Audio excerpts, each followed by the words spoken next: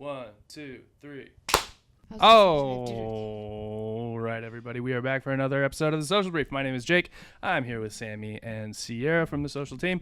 And today we are going to talk about more things that we have seen going on social media. Yay. How have you guys been? Swell. Anything cool for the holiday weekend? We're filming this just after Memorial Day. My parents' neighbor has a giant pool in the backyard, so I was mooching off of that. Hell yeah. And, they had like the pina colada margarita machines back there and just reading at the pool all day long. Pina Nice. coladas and margaritas, so American. Absolutely. Sammy, anything fun? It was my birthday on Memorial Day, so Yay! Happy birthday. thank you. It turned into a 3-day birthday party weekend, so That's so went nice. to the movies, went to the Royals game. Do you was feel a good like a time. full-blown adult now? I will say I feel like I can't deny that I'm in my early 20s. Like, I'm 24 now, so I'm like, Uh-oh. it's officially like mid-20s. So it's like, I think of like a Welcome. different era of like movies. Like I remember when I graduated high school, I was like, I can't be in the Breakfast Club anymore. Like I can't identify with those people. And I was like, That's now I'm funny. in St. Elmo's Fire. Like if I was, you know what I mean? Like a different, similar casting. But I'm in Yeah. like a different, or like 16 Candles. Like I feel like Yeah. high school movies is like an archetype, and now I'm in like No, you're past more that. TV show, like New Girl or like Friends. I'm like, oh, they don't make movies about Yeah, like, you definitely are more of in a sitcom era. Sitcom yeah. era. yeah, I feel like there's that early and mid 20s That should be a sitcoms, thing. but there's not a lot of like, and then it gets in like young parent movies. I feel like is the next like movie. Yeah.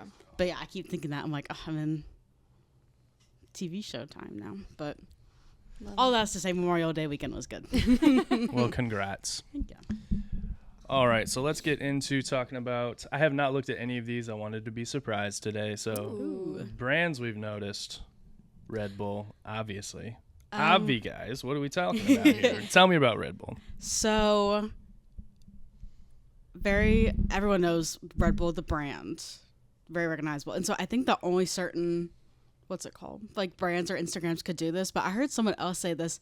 You look at that grid and you don't see their iconic drink anywhere. And so that is obviously a very strategic choice. And they're, I feel like I forget that it's all about extreme sports. I feel like they have a very iconic like typography with like all their commercials and stuff. But someone else had said that Red Bull doesn't post or like highlight any of their like drinks or any like their new flavor launches on their grid. It's all these extreme sports, and so for that, it's like very much a community building play. You're not following because you like Red Bull. I feel like you're following because you like these extreme sports, and so it's just a kind of a risk almost, I feel like. Like I said, I think only certain brands could do this, like well known enough. But I think especially as like the energy drink and like coffee world is getting very oversaturated, I think it's such a bold move for them to be like, we're so iconic enough and like We're so iconic. we're able to not post about but we're also just like building community based around something else entirely, like what you're able to do with Red Bull, how Red Bull encourages you to do these like extreme sports or go outside of the box. Like it's something that's totally not something you would associate with like an energy drink, but Because Red Bull gives you wings. Of course. exactly, yeah. So I think that's just so cool that they're able to distance themselves from they're still Red Bull, but they're able to distance themselves from the product and speak just to their community and their beliefs and their culture. Love it. Yeah, mostly culture play with Red Bull. Very rarely do they show product on their social, and they've been like that since the beginning. I think they've been a good example of how you use social media versus traditional media, because they have a very specific traditional media that doesn't look anything like their social. Right, like it's that, what's that, like all their commercials are that Red Bull gives you wings, Yeah. and it's that like cartoony, Yeah. like when I think of like Red Bull commercials, I don't think of extreme sports. Right. Yeah, they separate it very much so. They don't put, like, when they actually sell the drink, they don't do that. Mm-hmm. You know, it's always the little commercials and stuff like that. Do you think that's like risky for a brand to do, to like separate out their media into different? So like we're talking about how their pictures or their Instagram looks totally different than their like commercials. Is that risky for brand recognition, or do you think it's just meeting different audiences where they're at with the same brand? I mean, for a brand new brand, maybe it's more risky because you don't already have like an established, I don't know. Red Bull's been around for so long, so it doesn't even surprise me that this is how they've been doing this, just because it's been around forever. And I feel like if a brand was just starting out, it could be a hit or miss. Like, they could start doing this from the jump, and then it could be a really cool, hip and trendy thing, and then that's how they would grow. Or it would be like, well, what do you guys even sell? Like, what are you? And then it would just completely miss the mark. So more established brands, yeah, they would have a better chance of pulling something like this off. But something brand new, maybe not.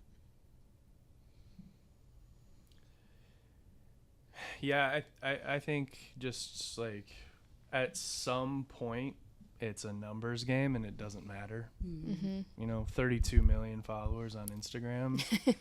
Like, eventually somebody's going to click on your website or click on a product or something. Mm-hmm. Right. Like with that many people, you can kind of run it however you want. But they've been able to do this because they've been able to collaborate with so many different people across so many different types of extreme sports and like capture so many different audiences because of that.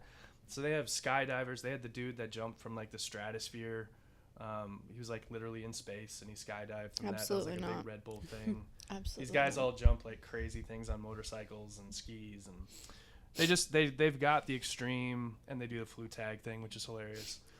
They've just got the extreme stuff nailed.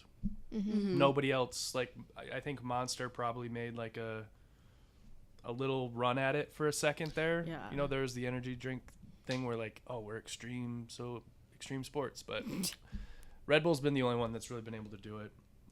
So I wouldn't recommend people go on their social and do something completely different than like what their branding is on commercials and stuff. But if you are able to tap into a culture this deep, then I don't think it matters. Like, I think you could do like a protein drink and do something completely different on social than sell the protein drink. Like, I think you could do CrossFit highlights and get world's strongest men and women all over the world and that kind of stuff, and that could be the entirety of your social, and it would make sense. Cool. But not everybody. All right, another brand we recognize, Bark. I didn't realize, did they rebrand from BarkBox, or has it always just been Bark? I thought it was BarkBox was the brand, but I know it's like the I don't know. But when I went to look them up, because Makers of BarkBox. Okay, so I guess Bark's the brand, and then BarkBox is the subscription thing that they sell. I very similar to Red Bull in terms of like not posting their products on their feed. It's a lot of like dog owner meme culture, and if I were to just see this account, I wouldn't know that they were selling something. But I would follow immediately.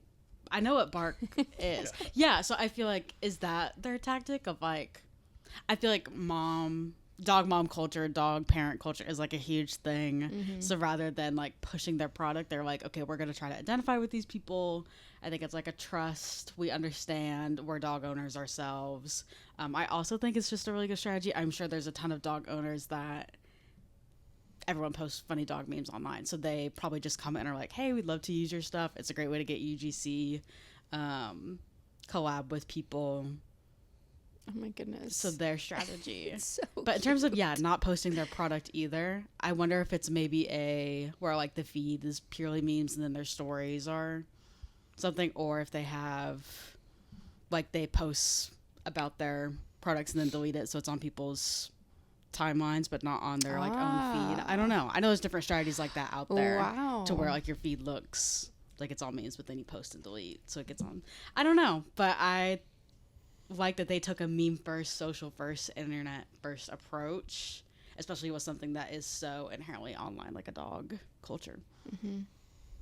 Yeah, I take back what I said about Red Bull. You could just make a dog page. No matter what and brand. it will be Right. successful. And it'll probably be successful. Yeah, I think you could probably like literally you could make like a full out dog page. I'll be UGC people send in, or like you take from TikTok of people posting their dogs, and you could probably sell product on that page That's awesome. and be successful. Right. It's just gonna give views. It's gonna get enough views. It's gonna get enough people following that you could probably do it. Gosh, I just love it. It's work. That it would take a lot of time and a lot of work to do it, but Yeah, that would be like a coordinator's position of Yeah. trying to figure all that out. Yeah. but you could get somebody to scroll this page. Like you could get new people to scroll this page every day. Yeah. How hard do you think it is to sell a strategy like this to like a C-suite executive though? Be like, you know what, Yeah, we're it'd be not going to impossible. post our Yeah. product at all. That would not happen. Yeah. So I'm wondering, how they sign would off or how not they happen. sell it. 'Cause I'm like, from a business standpoint, it's so hard to explain to people who are Yeah. to traditional media people, but Yep.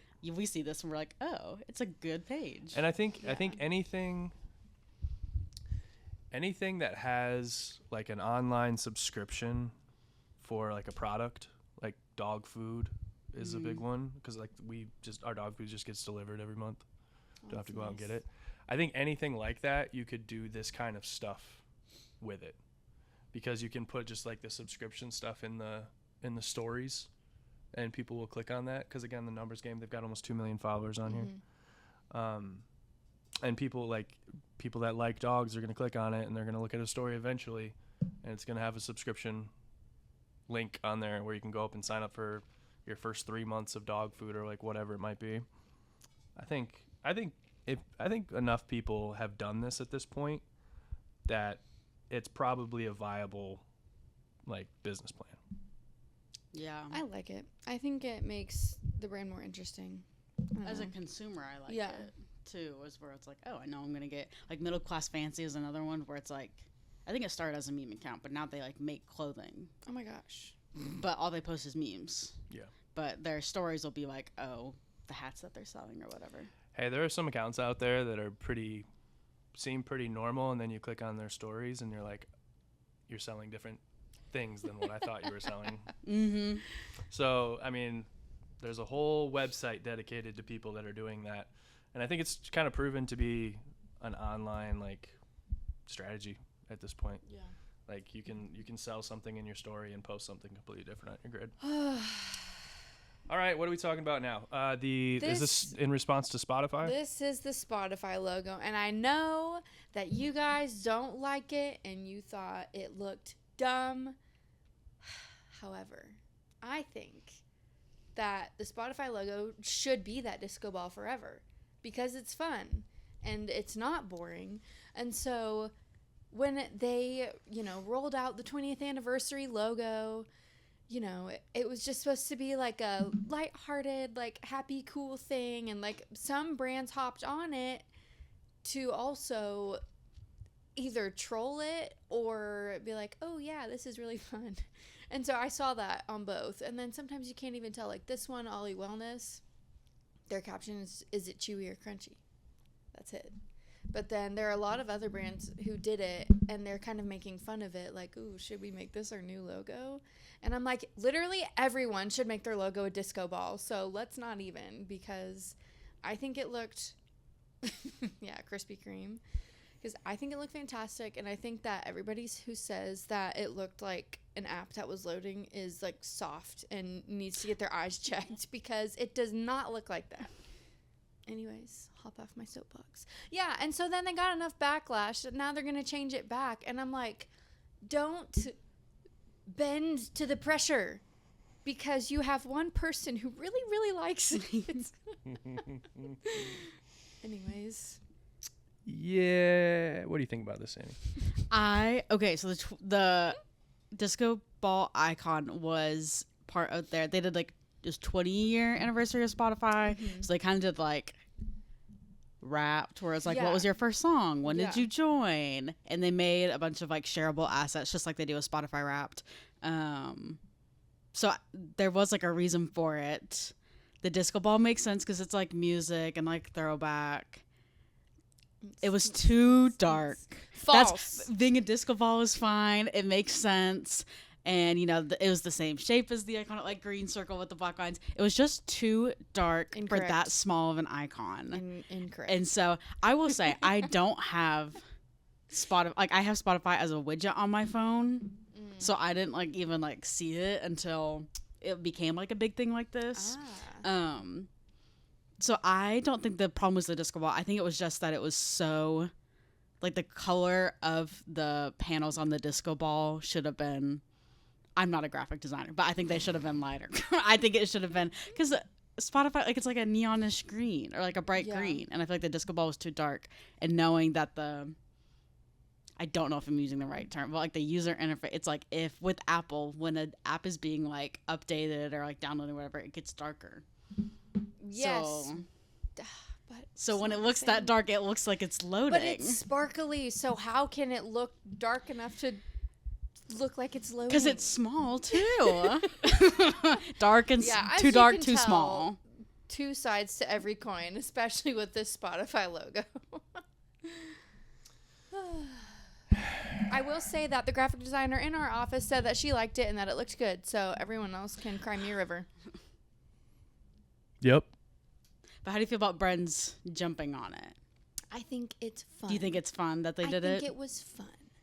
I'm like, I want every app on my phone to be a disco ball, you know? Like you need some, whimsy. That's, the whimsy. You need some whimsy in your life. Have disco ball app icons. Come on now. Yeah. It's a second. I'm trying. You've been very silent. Yeah, I'm trying to prove a point right now, but my computer's moving slow. This is just like, I'm surprised our graphic designer liked this because she's so anti-AI. Oh wait, do you think it was AI generated? This is all the most AI stuff. Oh, all this stuff I think is yeah, for all how of the fast they had to get it brands. out. Yeah. I just don't like that. That just to me looks like they said, "Hey, create a disco ball and put the Spotify logo on it." That it doesn't look like it was designed at all. And I just made one. Is that what you're doing? Yeah, in chat? I'm trying to get it to go to my computer, but it's not working because everything's running slow. But I just made one in like 2 seconds, and it looks like this. And I didn't say anything about Spotify. I didn't say nothing about like that, and it's just. Oh, it's kind of sick. You just like disco balls. It's just such a simple idea, and I understand that sometimes like that's the direction you want to go. Like simple can be impactful. But to me, it's too big of a brand. Spotify's 20th anniversary party. It was a party, and so they needed a disco ball. Then it could have been cool for a day. So you think it's too big of a brand to play with their logo? To do something like that. Okay. I'm cool with changing the logo, but you didn't change. The logo really is the 3 stripes. Yeah. Mm-hmm. You just gave it a weird background. Well, then I guess we can just all agree to disagree. Sierra's not backing down on that. I am not. Like, I think that actually looks better than what Spotify did, the Krispy Kreme one. Ooh, that's tough. And it's that was probably just AI. But I think that's actually more creative than what we got out of Spotify. They give me a layer or something. It's just a black. It's just. I know it looks like a disco ball, guys, but it's just a flat background that they put like a little bit of highlight on each side of it. I don't know. Yeah. Seems lazy. This looks better. All the with the spoofs look denim? better. Hello Fresh. That looks stupid. That one is AI for sure. Mm-hmm. Looks better. Okay. Oh, that's the next one. Jake, All is right, your see. camera recording? Yeah. Okay. The screen's black on our side, so I want to make sure. Oh, makes sense. I just want to make sure. I just want to double check. Okay. Thank you for checking. We are not production. We are not production. All right. So now you guys The are making next fun trend. of me, I think. Yeah. In this trend. Go ahead. Okay, so this trend was right after we filmed the last social brief. I was seeing this like the next day. And it is millennial PR team versus Gen Z social team. And I saw every brand and their mother do this trend because it's so effective and it's so good. Because it's like millennial PR team, and it's just like this super in-depth, like, this is how this is beneficial. And then Gen Z, it's giving clean and fresh hair with the emojis, you know, like leaning into, I guess, like the way it's going to land with the different generations. And so, yeah, there's so many examples. Like, everyone was doing this, and it worked every single time. For me, it's giving curly. Why do you think this is effective for you? Because I definitely identify more with the Gen Z type language and emojis. Mm-hmm. And so seeing that as a way to like advertise, it's gonna resonate with me more than like a super long paragraph that I'm not gonna read the whole thing. Yeah. Because when I see that much text on a screen about shampoo and conditioner, I'm not gonna read it all. Like, I know it's shampoo and conditioner. Just give me a one-liner. Like, so it's the I guess it also goes to the attention span thing about Gen Z having shorter attention spans, because I just need something like really super fast to visually digest. Like, that's all I need to know whether something is good or not. Sammy, what do you think? I like it. Yeah, I definitely saw it a lot. I think as a Gen Zer, you're definitely like, oh, that makes sense. Like, that's me. You know what I mean? Like, if I were to see something about, it's a wide net of people to cast it on. I feel like we identify with, because we do work in social teams. So for Olaplex to post, like, I wonder, like, what % of their audience even works remotely in social or PR? Yeah. And so, like, if they identified with it, obviously it hits for us, but Yeah. if I was, I don't know, just like someone working in like accounting, I think, like, obviously I would like understand it, but I wonder if it would like hit as hard. Yeah. Yeah, but the millennial, this one's interesting because it's millennial PR and then social Gen Z. Because yeah, I feel like for PR, you are trying to get like the benefits and the high points, like in a press release or whatever, and then Gen Z's like, okay, but social is short, and people aren't paying attention. Like, this isn't the time to list out everything. So, kind of that translated piece. But I really like it. I think it's for me, it's good.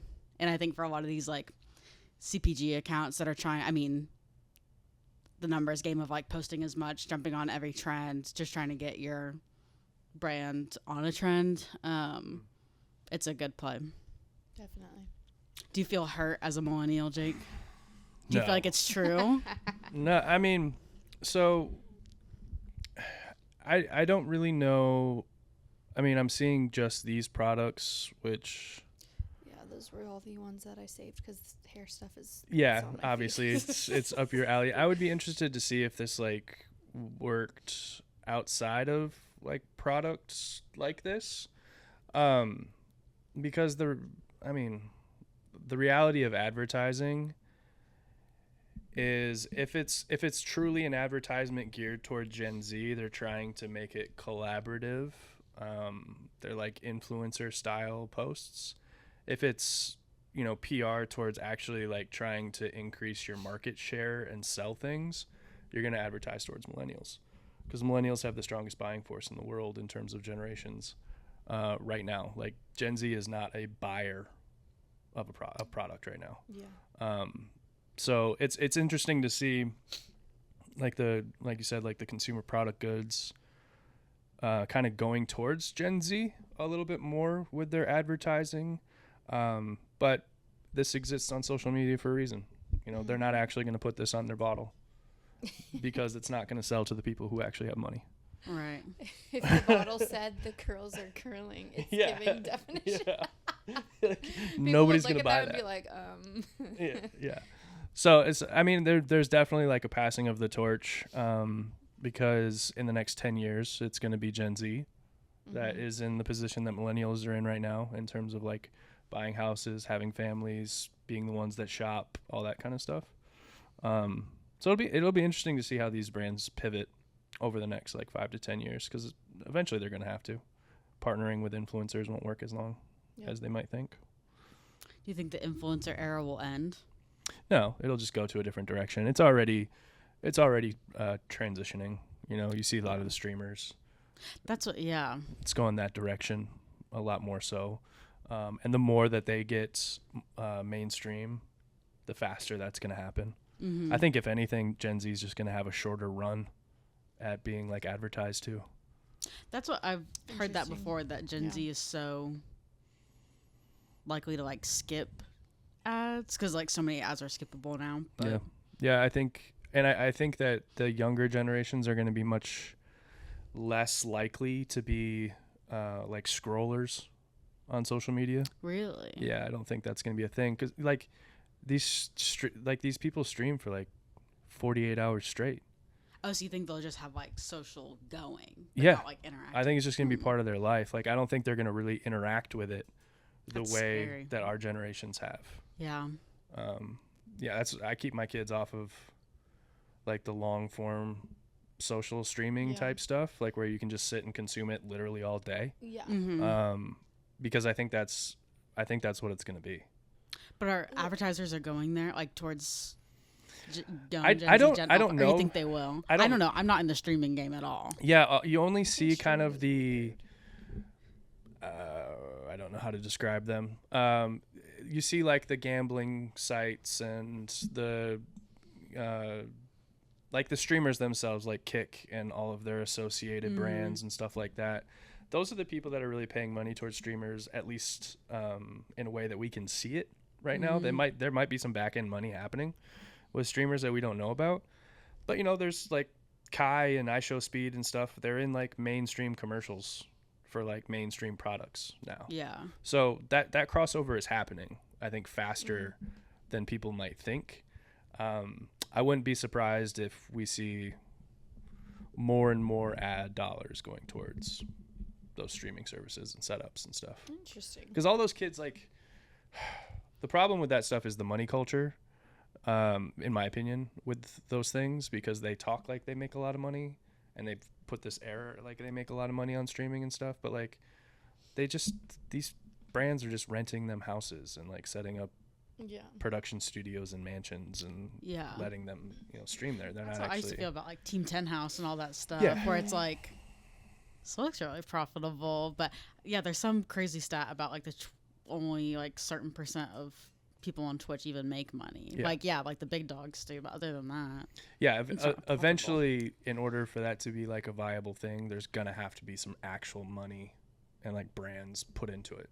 And I think right now it's a little bit counterculture, but it's so strong. They do achieve like numbers that you want to see on social. So I would see it go in that direction at some point. All right, what's this? You're so creative. Oh, I saw this a lot, and since we did like the Hallelujah trend last time, just like really low lift trends.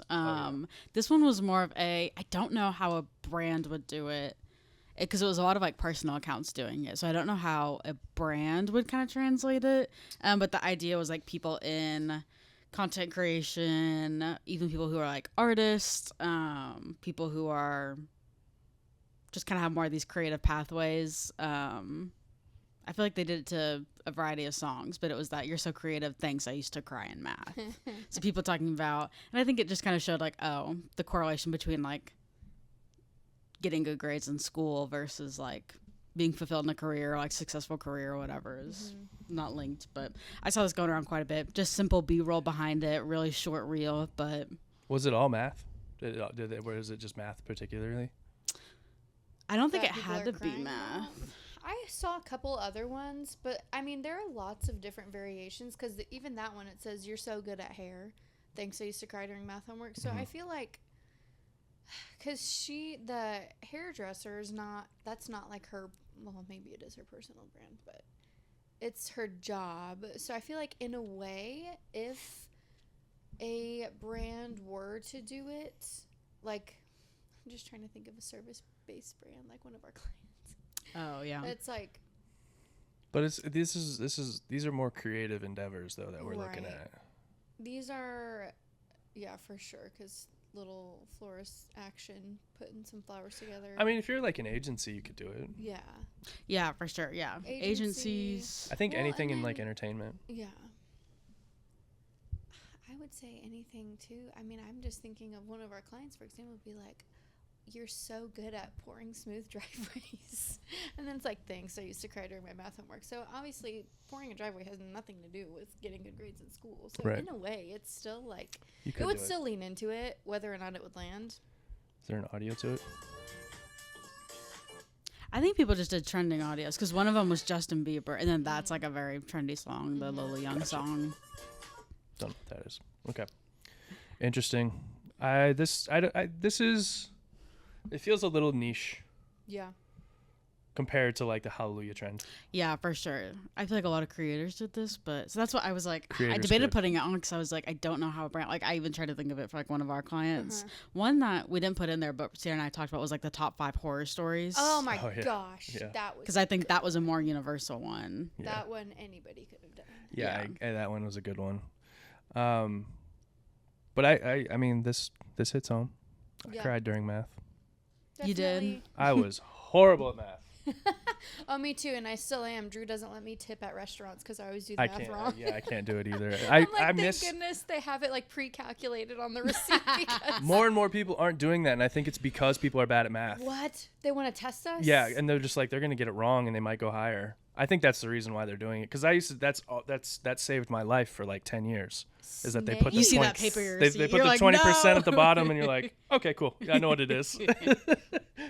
Oh my No, god. But- I will unashamedly pull out my phone. Oh, and yeah, me calculate too. It. I'm like, they Well, can't expect me to See, know. no, but the part is, I don't know. I'm gonna make myself sound so stupid. I don't know what calculation to do. To pull out. How to figure out 20% of a bill? We got to figure that out. And I still tie my shoes with 2 bunny ears. Okay. Hey, that's okay. That's efficiency. That's fine. But you got to be able to. Figure out 20%. You got to know what on a- 20% looks like on a calculator. Listen. By the end of today, I No. need you to know that. It's So how like- would you do it? Be well- honest. Yes, what would yes. you do right now? Walk through it. So you have a bill for $23. See, but I'm gonna cry. I'm like, I don't even know, like, if the calculation, like, if the I can't, because I know that it as a decimal, Yeah. 20% There is a is decimal. 0.2. Yeah. I know that, Okay. but I don't know, like, what needs to be, like, if my bill is like $23.47. I don't know what the frick to do with the 0.2 to get it to the tip.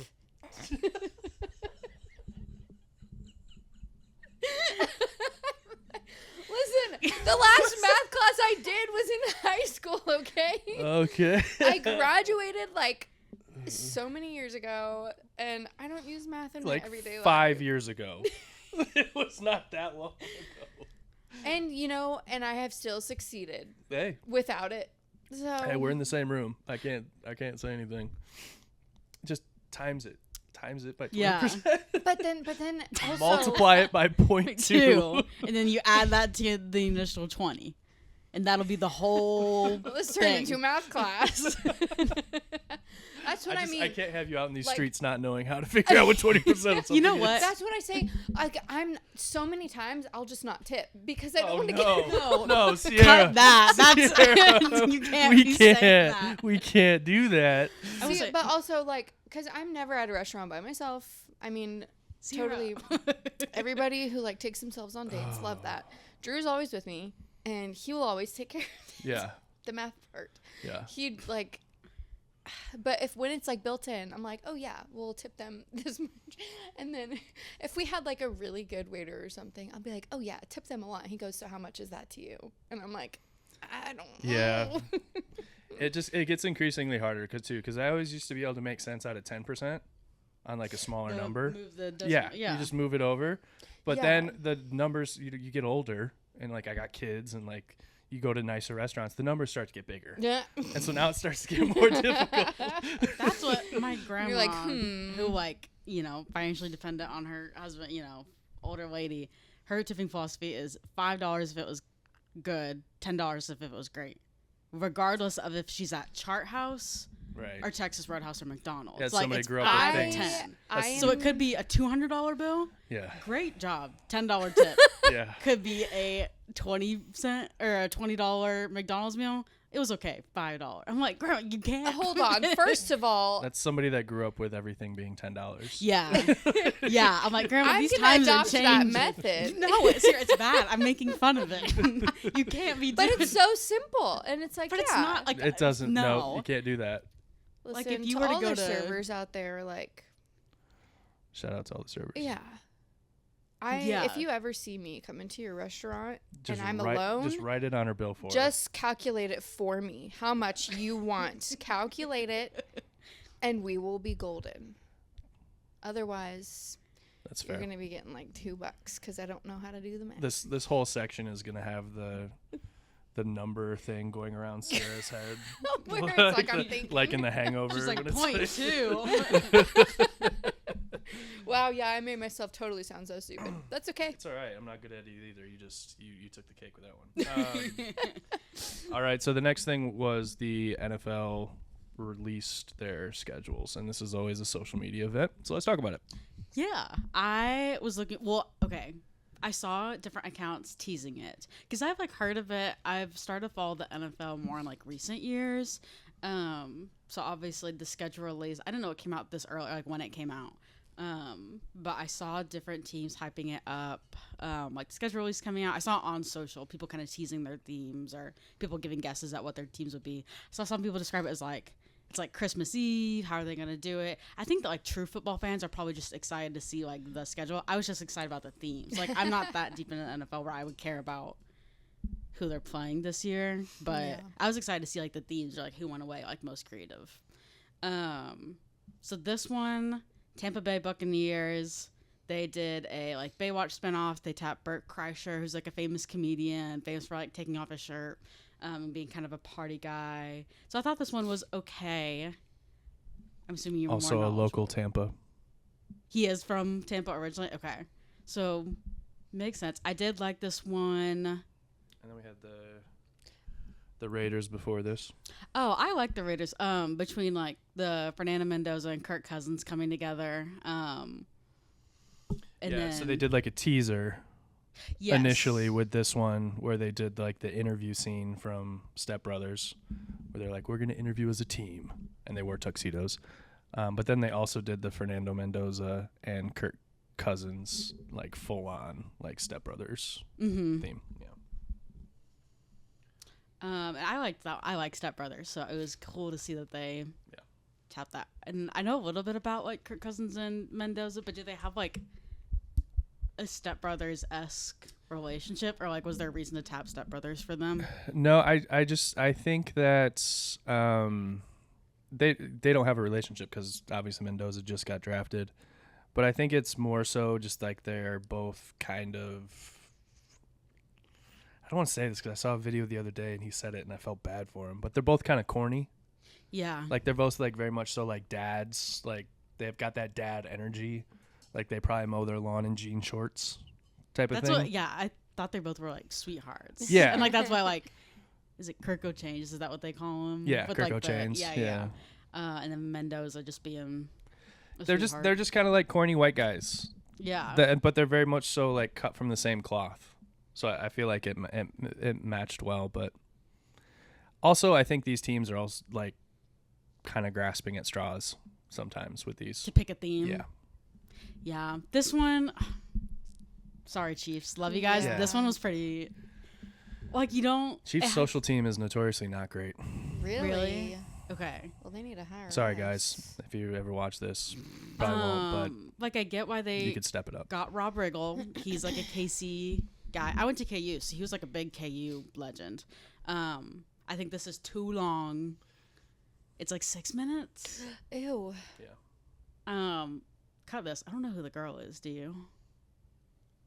Is anyone? I know Robert. I don't know. Yeah, it's the Lisa gal. Gilroy.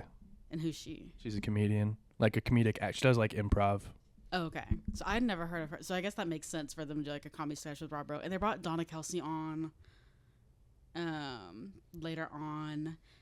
I'm not knowledgeable enough to know like some of the jabs and like who was the team that did the Simpsons one.